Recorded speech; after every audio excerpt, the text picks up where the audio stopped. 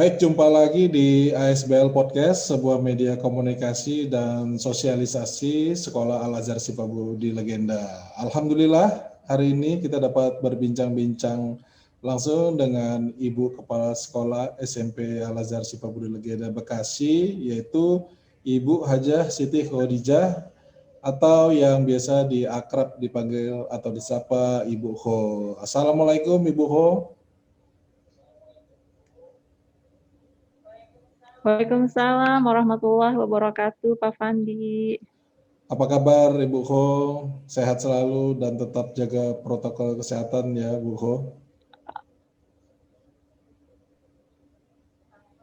Alhamdulillahirrabbilalamin. Sehat Pak Fandi, doa yang sama juga buat Pak Fandi di sana bersama keluarga. Amin ya rabbal alamin. Amin. Baik Ibu, hari ini tema kita adalah pertanyaan dan jawaban seputar PPDB SMP Al-Azhar Sifabudi Legenda Bekasi nih Bu Ho. Semoga tanya jawab ini yang saya rangkum ini bisa menjawab, pertanyaan-pertanyaan yang sering ditanyakan oleh para calon orang tua peserta didik, khususnya unit SMP ini, Bu. Baik Pak, insya Allah. Baik, Mudah-mudahan dilancarkan oleh Allah Subhanahu Wa Taala. amin. Baik Ibu, sebelum mulai nih Bu, mungkin saya bisa berbincang-bincang sedikit, bisa jelaskan tentang visi dan misi sekolah Al-Azhar Sifabudi Legenda. Bisa Ibu Kho jelaskan mungkin? Ya, baik Pak. Ya, baik Pak Fandi. Bismillahirrahmanirrahim. Untuk SMP Al-Azhar Sifabudi Legenda, kami mempunyai visi yaitu sekolah unggul, berjiwa nasional, berwawasan global, dan berakhlakul karimah. Sedangkan visi kami Pak Fandi untuk SMP Al-Azhar Sifabudi Legenda itu kami punya 11 misi untuk mengaplikasikan dari visi kami, yaitu yang pertama, satu, mewujudkan disiplin waktu bagi siswa, guru, dan karyawan.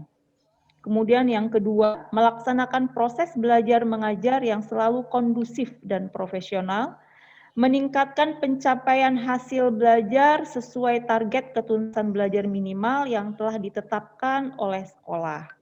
Kemudian yang berikutnya, mengembangkan keterampilan dan kompetensi siswa dan guru, melaksanakan serta mengamalkan amaliyah ibadah yang telah diajarkan oleh sekolah, serta peduli terhadap kegiatan sekolah serta lingkungan. Kemudian yang berikutnya, mewujudkan budaya membaca bagi siswa dan guru, mewujudkan hasil ujian nasional yang diperoleh siswa rata-rata 90 atau berjumlah 360. Kemudian mewujudkan prestasi pada bidang akademik dan non-akademik sampai tingkat provinsi. Kemudian berikutnya visi kami mewujudkan keunggulan siswa pada bidang keagamaan, khususnya dalam membaca Quran dan tahfizul Quran. Mewujudkan menjadi sekolah model dalam pelajaran bagi siswa pada tingkat kabupaten dan provinsi. Kemudian yang terakhir, mewujudkan pelaksanaan program umroh bagi guru dan siswa. Itu misi kami Pak Fandi di SMP Al-Azhar Sifabudi Legenda. Insya Allah. Baik Bu, ini visi misinya sangat luar biasa mulia ya Bu ya. Semoga ini benar-benar bisa tercapai. Amin. Amin ya rabbal alamin. Nah, untuk unit sekolah SMP sendiri itu sudah berapa lama ya berdiri Bu? Oh, sudah berapa tahun ya sekolah SMP Al-Azhar Sifabudi Legenda?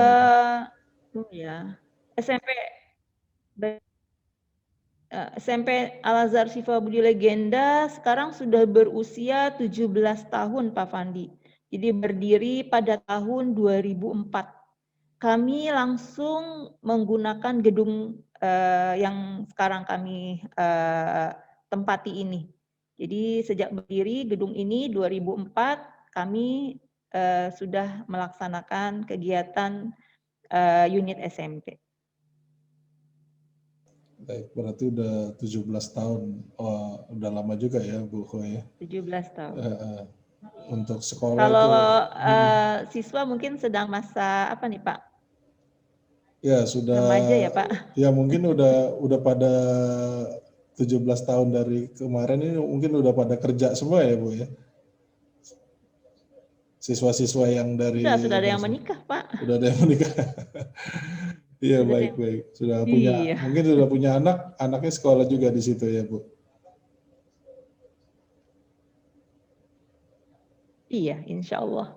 Baik Ibu. Usia TK ya, sudah ada ya. Iya, pasti udah ada ya di usia TK. Baik Ibu, mungkin apa yang bisa dibedakan sekolah SMP ASBL ini dengan SMP lainnya? Pasti kan setiap sekolah itu punya keunggulan masing-masing. Nah, kalau SMP Al-Azhar Syifa Budi Legenda ini mungkin bisa Ibu Ho jelaskan apa keunggulannya? Iya, terima kasih Pak Pandi. Bismillahirrahmanirrahim. Untuk keunggulan sekolah kami SMP Al-Azhar Syifa Budi Legenda, kami untuk bidang akademik, kami membuka layanan program ya. Jadi sekolah kami kan sudah berikan surat keputusan dari Kemendikbud sebagai sekolah penyelenggara sistem kredit semester, Pak Pandi ya,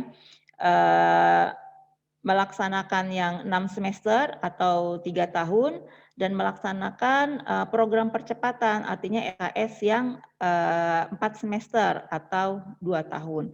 Itu bagian dari keunggulan kami melaksanakan program layanan tersebut. Jadi kalau yang masa belajarnya 6 semester, artinya kami sebut sebagai program reguler, itu berarti sama dengan sekolah yang lain. Tapi kalau yang program percepatan, yang SKS 2 tahun, kebetulan di Kabupaten Bekasi ini baru 2 sekolah yang melaksanakan program tersebut. Itu untuk bidang akademiknya Pak Fandi. Sedangkan untuk bidang non-akademik, alhamdulillah kami juga melaksanakan program kelas tahfiz. Itu kita sudah laksanakan di tahun 2020-2021 ini, di tahun pelajaran ini, di mana program tahfiz ini kami laksanakan secara inklusi. Jadi tidak ada perbedaan dengan kelas reguler. Masa belajarnya tetap sama 3 tahun, tapi mereka lebih fokus pada program tahfiz. Kemudian ada kelas bola, ini juga bagian dari keunggulan kami pada bidang non-akademik. Masa belajarnya juga selama 3 tahun dan mereka semua melaksanakan pembelajaran SKS 6 semester. Menurut kami ini di Kabupaten Bekasi untuk kelas tahfiz ya, kalau program tahfiz mungkin banyak ya sekolah yang melaksanakan, tapi karena semua program SKS yang 6 semester maupun yang 4 semester, kemudian anak-anak yang ada di kelas bola, mereka semuanya mendapat pembelajaran tahfiz. Satu minggu itu 4 jam dalam 1 minggu. Tapi kalau untuk yang kelas tahfiz ini, kita tambahkan menjadi 8 jam dalam 1 minggu. Jadi insya Allah untuk kelas bola, setahu saya di Kabupaten Bekasi, untuk di link Kecamatan Tambun Selatan, ini kami baru yang pertama di kecamatan ini dan di Kabupaten Bekasi. Itu mungkin Pak Fandi. Baik Ibu, wah sangat menarik sebenarnya Bu ya. Ini ada reguler dan ada sekolah percepatan. Di mana percepatan itu hanya 2 tahun, yang regulernya 3 tahun. Sungguh ini sangat menarik ya. 2 tahun ya, Bu, Pak. Ya hanya percepatan 2 tahun, reguler 3 tahun ya. Ini jelas ini sangat menarik sekali ya, apalagi anak-anak yang memang mempunyai jenius ya Bu ya. Dia akan sangat terbantu sekali untuk akselerasi lah ya. Baik, tadi saya Betul, Pak. dengar bilang Ibu ini satu-satunya ada 2 sekolah ya Bu yang bisa melaksanakan sekolah percepatan. Nah, dan salah satunya adalah Al-Azhar Sifabudi Legenda Bekasi ini. Dan tentunya ini nilai tambah Iya. yang sangat besar sekali. Saya kira itu hanya SD saja Bu yang ada akselerasi itu. Ternyata SMP ada ya. Ada juga ternyata. Saya juga baru tahu juga ini Bu. Ada, Pak, insya Allah. Baik Bu. Baik. Setelah keunggulan itu mungkin ada keunggulan lain mungkin yang bisa di diekspos daripada sekolah Al-Azhar Sifabudi Legenda Bekasi. Mungkin seperti sarana dan prasarananya. Mungkin Ibu Ho bisa jelaskan apa saja sih sebenarnya sarana dan prasarana yang dimiliki sekolah Al-Azhar Sifabudi Legenda.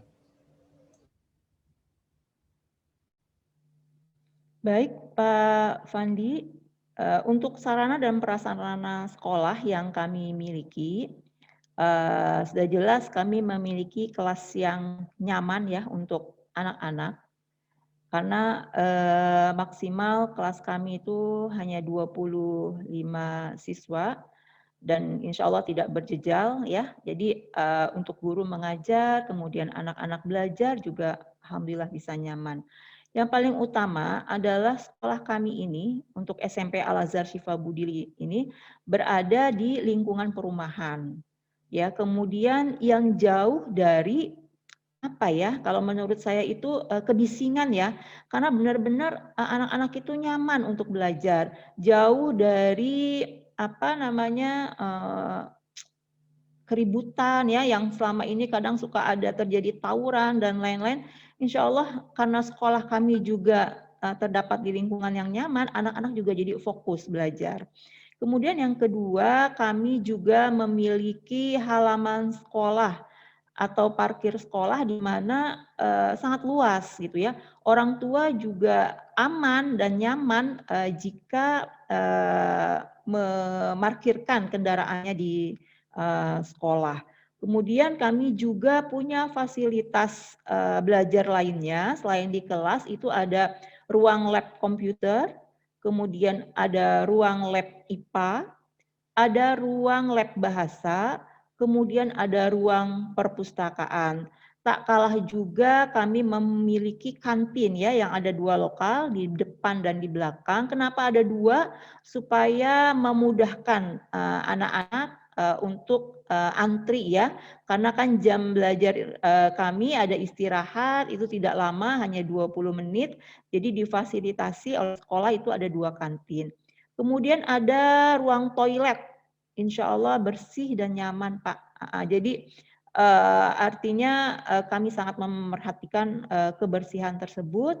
Kemudian ada ruang olahraga, lahan untuk di belakang sekolah kami ini, masih di area sekolah, di belakang gedung kami ini ada area untuk olahraga, alhamdulillah sangat nyaman, ada karena kami punya program kelas bola itu didukung oleh sarana lapangan bolanya yang bagus dan kebetulan juga berstandar internasional ya Pak.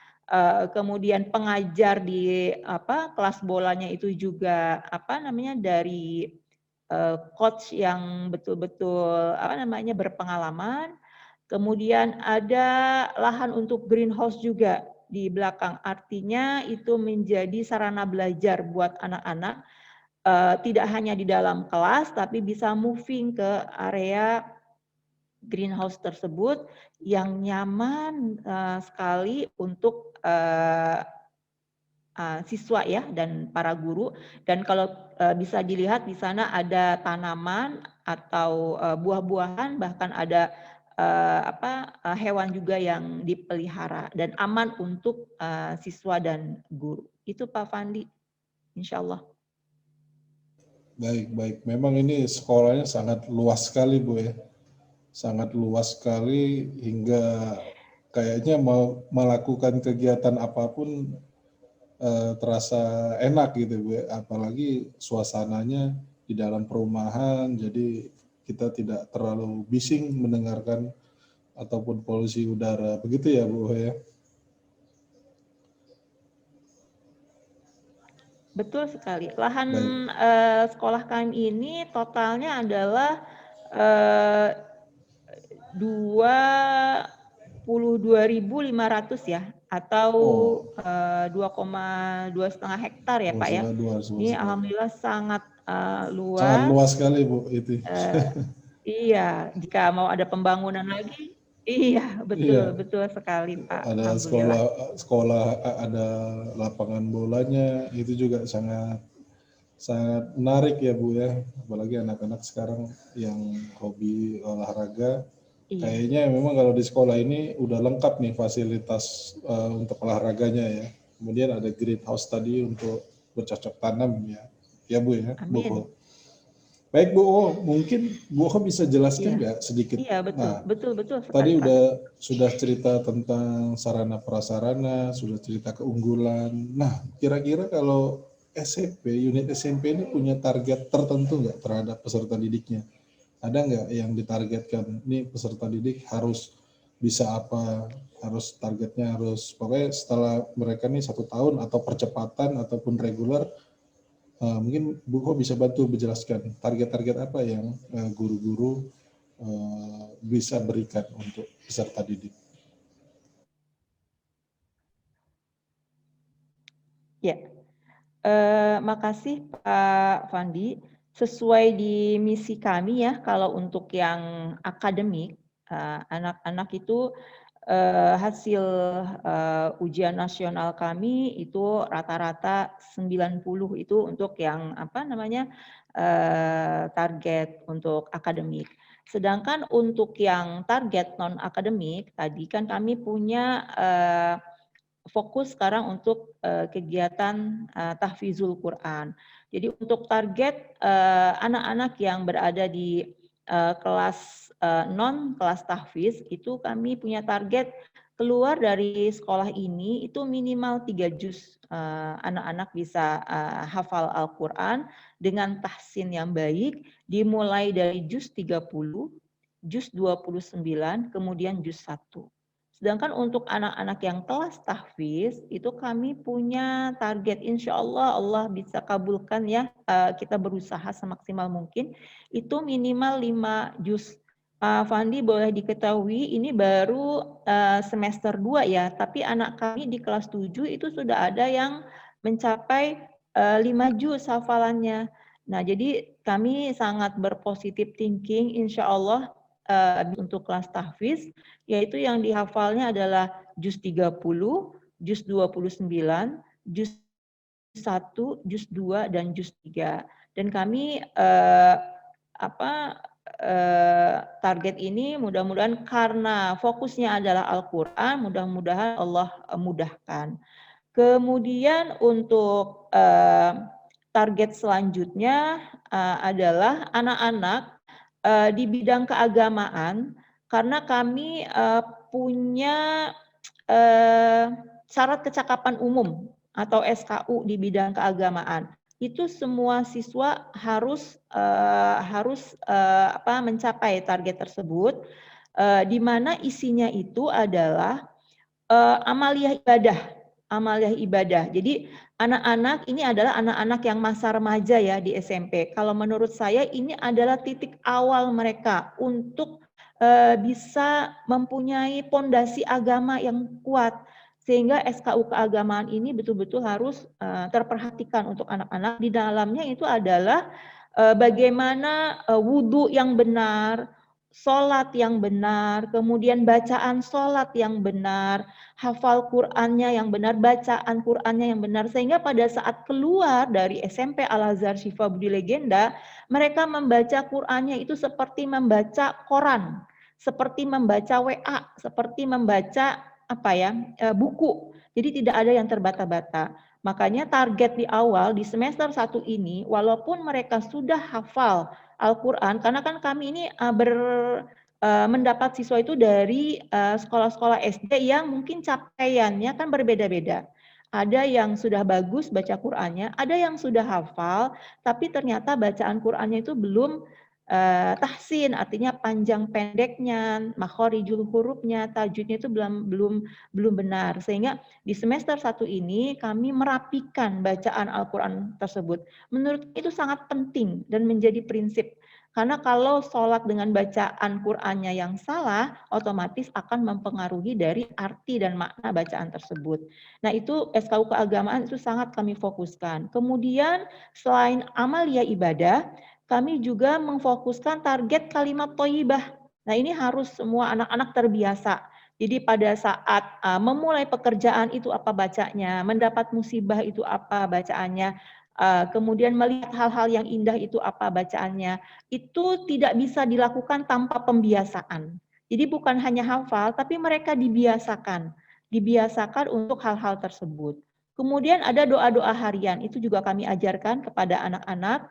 Jadi bekal mereka di SMP ini harus kuat. Sehingga apabila mereka melanjutkan ke SMA, SMA umum ataupun SMA yang lanjutan dari kami ya, sekolah Islam, itu mudah-mudahan ada bekal yang menjadi akidah mereka gitu ya, karena kami tancapkan itu di dalam hati mereka. Jadi kami tidak hanya fokus mentransfer ilmu, pengetahuan, tapi yang lebih penting itu adalah akhlakul karimah dengan pondasi agama yang baik. Kami berusaha semaksimal mungkin, insya Allah, tapi semuanya Allah yang merencanakan ya, Allah yang mengabulkan hal tersebut.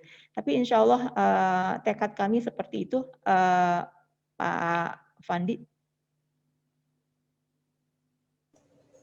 Ya, baik Bu. Targetnya itu sangat sangat baik sekali ya Bu. Dan ternyata Insya Allah. peserta didiknya pun juga bisa mengikuti target yang diberikan ya. Dan memang saya sangat setuju kali akhlak itu memang sejak dini Bu ya harus diciptakan, bukan nanti kita jadi ketika masuk SMA mereka sudah mempunyai pondasi yang kuat. Itu saya sangat setuju sekali Bu. Baik Ibu Ko, lanjut sedikit nih Bu. Ini kan COVID, kita cerita COVID, antara COVID dan pembelajaran nih Bu. Kita udah setahun ini Bu, bulan Maret ini. 1 tahun kita merasakan yang namanya wabah COVID. Nah, kira-kira selama setahun ini, bagaimana nih Bu kegiatan belajar mengajar SMP? Mungkin Ibu Ko bisa jelasin apa yang dilakukan. Ya, memang kita tahu bersama ya. Kita tahu bersama bahwa sekolahnya online. Namun sekolah online itu seperti apa ya, Bu Ko? Mungkin bisa Bu Ko bisa menjelaskan. Iya. Terima kasih Pak Fandi. Bismillahirrahmanirrahim. Tanpa terasa ini sudah masuk di bulan Maret, saya masih ingat pada awal kita tidak masuk diputuskan COVID itu tanggal 16 Maret, itu tepatnya hari Senin. Karena masih ingat sekali, terakhir itu ketemu anak-anak tanggal 13 Maret di tahun 2020 itu, dan orang tua ya, itu pada saat setelah pembagian rapot pra-BLP semester 2. Jadi PTS 2 kita masih tatap muka ya. Pembagian rapotnya pra-BLP-nya masih tatap muka tanggal 13 loh, hari Jumat. 14, 15 hari Sabtu Minggu, 16 sudah kita tidak ketemu lagi, diputuskan oleh pemerintah untuk online atau pembelajaran jarak jauh. Alhamdulillah, innalillahi wa inna ilaihi raji'un ya. Semuanya ini pasti ada hikmahnya ya. Alhamdulillah Pak Fandi, dengan keadaan seperti ini, kita kalau ikhlas insya Allah selalu ada solusinya. Kami tetap melaksanakan kegiatan pembelajaran, jadi tidak ada off ya Pak ya. Jadi tetap melaksanakan pembelajaran, siswa belajar di rumah, guru mengajar di sekolah melalui apa? Pembelajaran jarak jauh dengan online atau daring. Nah, kemudian untuk kegiatan lainnya kami tetap laksanakan, tidak ada yang berbeda. tapi memang pelaksanaannya secara virtual. Ada memang beberapa mungkin kegiatan sekolah yang kita adakan penyesuaian ya, kalau memang tidak bisa dilaksanakan secara virtual, maka mungkin kita tunda untuk di tahun yang akan datang. Tapi untuk semua kegiatan pembelajaran dari pagi sampai siang itu kita laksanakan secara PJJ dan alhamdulillah terkontrol. Bapak dan Ibu guru juga semangat untuk melaksanakan kegiatan tersebut. Kami tetap melaksanakan kegiatan pembiasaan seperti halnya tatap muka.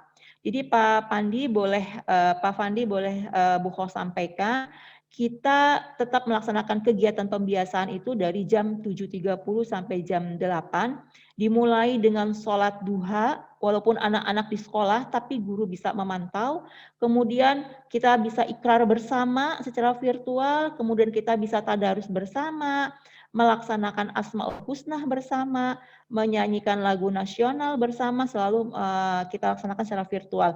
Artinya kegiatan PJJ ini di masa COVID ini tidak ada yang kita kurangi pembiasaan anak itu. Karena pembiasaan ini kan kalau kita lakukan setiap hari akan menjadi karakter dan itu tidak bisa kita hilangkan dan jangan dihilangkan walaupun dalam keadaan PJJ. Jadi alhamdulillah Pak Fandi guru-gurunya juga improve ya, kemudian berinovasi dalam kegiatan pembelajaran ini dan terbukti anak-anak juga semangat dalam mengikuti kegiatan pembelajaran secara virtual. Itu Pak Fandi. Baik Bu, berarti sebenarnya tidak ada masalah ya dengan pembelajaran jarak jauh atau pembelajaran online. Tetap seperti biasa saja yang dilakukan ya. Cuman memang caranya saja yang berbeda ya Bu. Dan pesertanya pasti antusias juga ya masih ya Bu ya. Walaupun ini udah setahun lebih, masih antusias belajarnya masih tinggi ya Bu. Mudah-mudahan masih tinggi. Insya Allah. Baik Bu, saya mendapatkan info bahwa sekitar 6 bulan atau di tahun ajaran yang baru itu kemungkinan itu akan dibuka pembelajaran tatap muka ya. Infonya yang saya tahu, tapi ini infonya belum saya validasi.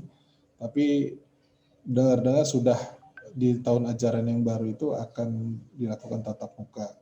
Nah, pasti walaupun kemarin di awal tahun udah ada persiapan bahwa Januari kemarin kabarnya tatap muka, namun akhirnya tidak jadi Bu ya. Nah, ini akan ada lagi nih kabarnya bahwa pembelajaran tatap muka akan dilakukan pada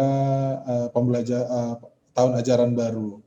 Artinya mungkin sekitar beberapa bulan ke depan lagi. Nah, kira-kira Bu, tentunya saya sih nggak pasti yakin sekolah sudah mempersiapkan itu dari jauh-jauh hari khususnya tentang protokol kesehatan, ya Bu ya. Pasti ketika Januari kemarin disiapkan, sebelum Januari kemarin pasti sekolah sudah mempersiapkan. Nah, lalu kita perlu tahu lagi nih Bu, kira-kira jika nanti pun dalam waktu ajaran baru dibuka tatap muka, nah protokol kesehatan apa nih Bu yang akan dilakukan oleh pihak SMP Al-Azhar Sifabudi Legenda?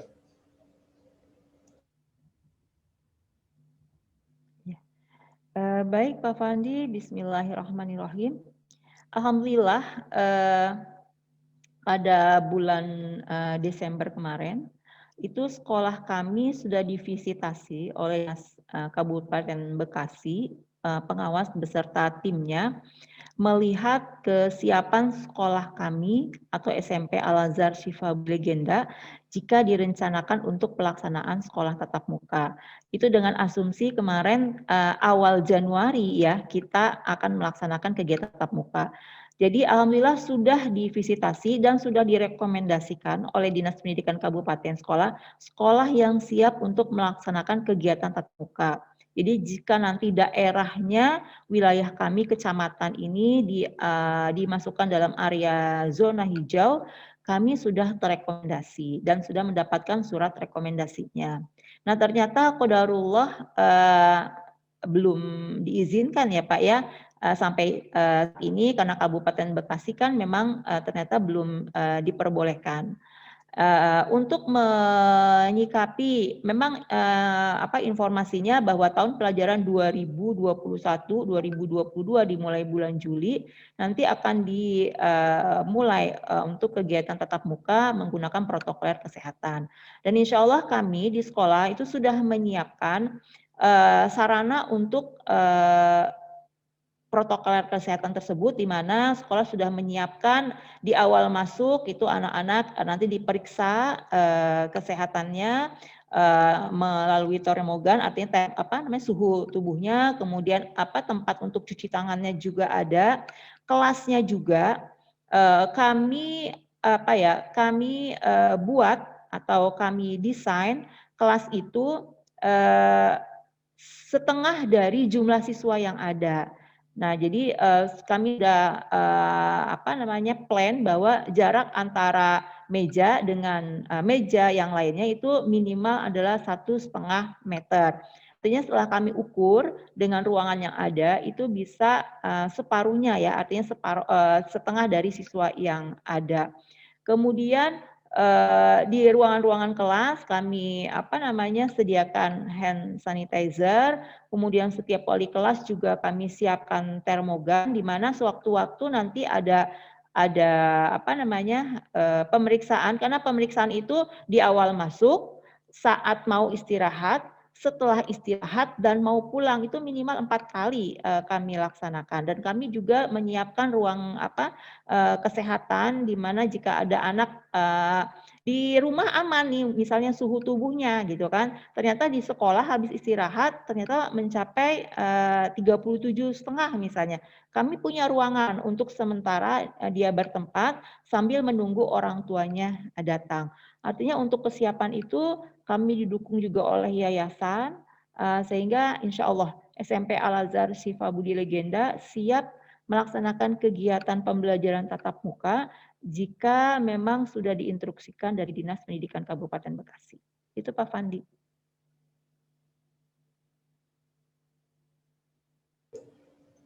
Baik, sebenarnya memang sudah disiapkan dari bulan Januari ya Bu ya.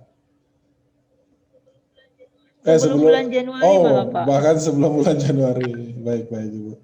Baik Ibu, mungkin pertanyaan terakhir untuk Ibu Ko. Nah, kira-kira kalau mau daftar menjadi peserta didik SMP Al-Azhar Syifa Budi Legenda, bagaimana nih caranya Ibu Ko? Oh iya, Bismillahirrahmanirrahim. Untuk siswa yang ingin mendaftar ke SMP Al-Azhar Syifa Budi Legenda, kami ada dua cara ya Pak ya. Yang pertama itu bisa datang langsung ke sekolah. Kami ada tim yang menerima juga pendaftar ke sekolah, tapi memang jarang. Rata-rata memang menggunakan cara yang kedua, yaitu dengan PPDB online, bisa membuka web sekolah, jadi bisa mendaftar di web tersebut. Kemudian untuk tesnya juga kami juga secara virtual, jadi memang memudahkan untuk orang tua untuk mengetahui sekolah, bertanya, kemudian mendaftar, membayar pendaftaran, tesnya pun, pengumuman tesnya pun kami juga laksanakan secara virtual. Artinya memudahkan kepada orang tua dan sekolah juga. Itu Pak Fandi. Baik Ibu, jadi ada pendaftarannya secara online dan bisa dilakukan secara offline. Online bisa melalui website yang ada di website resmi ataupun melalui WA yang ada di media sosial. Untuk offline bisa langsung mendatangi sekolah Al-Azhar Syifa Budi Legenda. Baik Ibu Ko, terima kasih banyak. Betul sekali Pak Fandi. Ya. Terima kasih banyak atas waktunya yang Ibu Ko sedang sibuk-sibuknya mengurus Ya. guru-guru, bukan hanya guru ya Bu, Iya. murid-muridnya juga diurus. Baik, mungkin di lain kesempatan Insya Allah. bisa Oh ya, satu Pak Fandi berbincang-bincang. boleh? Ya, bagaimana Bu? Ya, jadi untuk pembelajaran kami untuk media untuk tahun 2021-2022 ini kami tidak menggunakan buku paket lagi Pak Fandi, tapi buku paketnya itu kami jadi menggunakan e-book, jadi menggunakan electronic book. Jadi untuk memudahkan siswa juga karena memang buku itu kan sangat luar biasa ya, banyak. Jadi memudahkan siswa untuk belajar yang lebih praktis dan efektif seperti itu. Ya benar, setuju sekali ya Bu ya. Sekarang itu eranya paperless ya Bu ya, untuk kelestarian bumi kita. Iya. Baik Ibu Ko, terima kasih banyak atas waktunya yang diberikan. Cukup banyak ternyata informasi-informasi yang selama ini tidak kita ketahui, dan alhamdulillah hari ini kita banyak menggali informasi-informasi yang sangat bermanfaat dari Ibu Ko. Terima kasih banyak Ibu Ko, dan semoga kita bisa dapat Sama-sama. berjumpa di kesempatan yang lain ya Ibu Ko.